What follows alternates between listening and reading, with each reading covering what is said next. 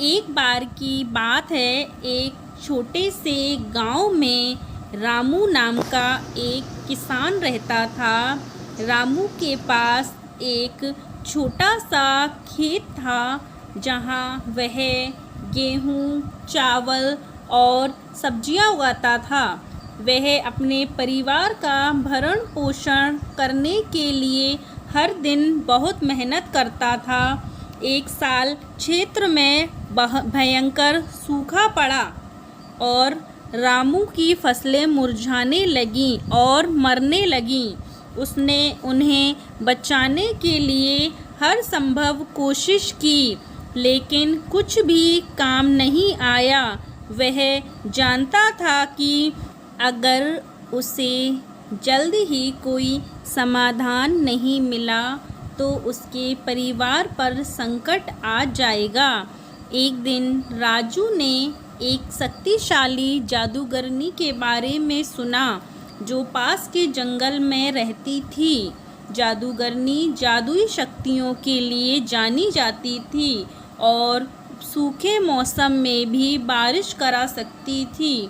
रामू ने उसकी मदद लेने का फैसला किया और उसे खोजने के लिए यात्रा पर निकल पड़ा। घंटों जंगल में भटकने के बाद आखिरकार रामू को जादूगरनी की झोपड़ी मिली। उसने दरवाज़ा खटखटाया और जादूगरनी ने उत्तर दिया। उसने उससे पूछा कि वह क्या चाहता है और रामू ने उसे अपनी दुर्दशा के बारे में बताया। जादूगरनी ने उसकी कहानी सुनी और उसकी मदद करने को तैयार हो गई।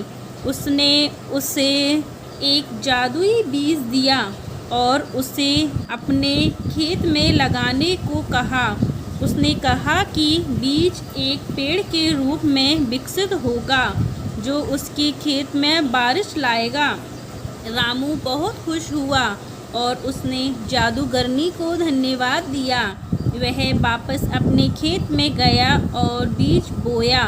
वह बेसब्री से पेड़ के बढ़ने का इंतज़ार कर रहा था, उम्मीद कर रहा था कि यह उसकी फसल को बचाएगा। दिन बीतते गए और पेड़ बढ़ने लगा। वह बढ़ता ही गया और उसकी शाखाएं दूर दूर तक फैल गईं।